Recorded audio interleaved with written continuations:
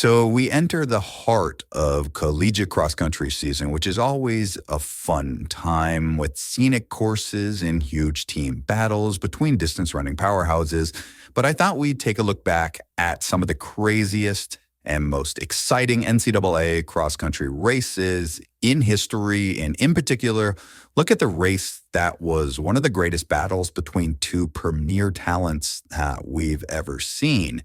The 2023 NCAA Cross Country Championships was hosted in the cold and hilly course of OSU in Stillwater, Oklahoma, and on a freezing cold day, we'd see the battle we all wanted to happen, one that saw different strategies play out to determine the victor. But first, we need to recap the storylines throughout the course of the entire cross-country season to develop and really understand what happened in this race and why it was so exciting. Of course, we had Katelyn Tuohy, who was one of the most hyped runners ever to come out of high school, and she decided to run for NC State. Earlier that year, she won a 5,000-meter outdoor championship against one lady we'll talk about a lot more in a bit, Parker Valby. But the thing is, Tuohy was doing something absolutely extraordinary that cross-country season, looking to improve on her 15th place All-America finish from Nationals the year before. Tuohy went on a torrid stretch of racing dominance, placing first in every single race she ran that cross-country season, including a 19:08 PR and a 6K at ACCs. It's crazy to think that anyone could challenge Tuohy that cross-country season, but in the NCAA, there's always a lot of talent, and one big talent from Florida that was looking to challenge the NC State runner, and Tuohy was all too familiar with this challenger because she battled her at the 5,000-meter outdoor championships earlier that year. And she is, of course, Parker Valby. Valby is a runner that I think was less well-known back in the 2022 cross-country season, certainly not as well-known as the Olympian Parker Valby of 2024. But years ago, Valby was more of an unknown even in the NCAA running circuit. She challenged Tuohy for a 5K title outdoors, and that definitely showed she was an incredibly good runner, but I don't think anyone saw what she would do this cross-country season because it was absolutely extraordinary. Valby clocked some of the most astonishing times we have ever witnessed in women's cross-country, including an 18:58 clocking to open her season. Yes, a sub-19 6K, which is rarely ever heard of in women's D1 cross-country. Then she followed that up with a mind-blowing 18:25 at the SEC meet to run the fastest ever recorded 6K at a championship meet. But having just raced twice that year and not in the major meets like Nuttycombe and on courses that were pretty quick and in warm weather, it was unclear how Valby could challenge Tuohy at Nationals in Oklahoma. However, what was clear was how Valby would challenge Tuohy, and that was in her style that she always employed, going hard to the front and from the gun. What was amazing about Valby was not only she was putting up very fast times, but also she was absolutely crushing those races by going to the front and absolutely blowing away fields. So in Oklahoma, one thing was almost for certain. Valby was going to take the lead in this race, and it would be up to Tuohy to figure out how to best respond. There were a lot of storylines going into the NCAA cross-country championships, and I do remember thinking that Valby seriously had a shot at winning this. After all, she gave Tuohy a challenge at the 5,000-meter outdoors last year. She's clearly one of the best runners in the NCAA going into this race, and she's run some absolutely extraordinary times. Of course, though, Tuohy was the favorite and arguably the most well-known runner in the NCAA out there, so a lot of people already had her penciled in for first place at this championship.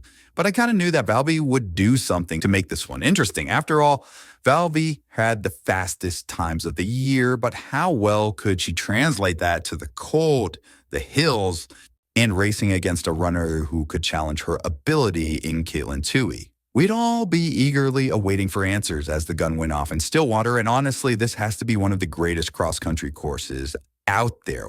just such a wide start with some absolutely amazing aerial shots. But also, it does make sure that all the runners have room to run at the start, where there's hundreds of runners trying to establish their positioning. And as always in cross-country races, the start is a mad dash of sorts, and it only really took 1K for Valby to start hitting the front of the race. It was a sub-30-degree day at Oklahoma, and a lot of the runners had some extra gear on, arm warmers, gloves, headbands, and Valby wore those as she started to establish a lead on this race.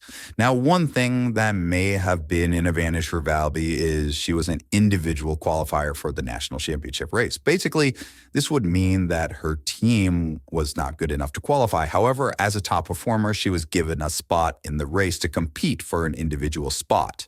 Valby would run with a sense of freedom, essentially knowing if she did blow up, her team wouldn't have to pay the price. Meanwhile, runners like Tuohy were a part of programs looking to win the national championship. NC State had won the race last year, and this year they looked to Tuohy to lead them to another championship. This meant that Tuohy had to be much more calculated in how she approached this race. Interestingly enough, though, for Valby, there was a lot of talk about how she did not run the canchets of the course very well, something that would end up probably costing her more time in a race that would shape up to be a thriller.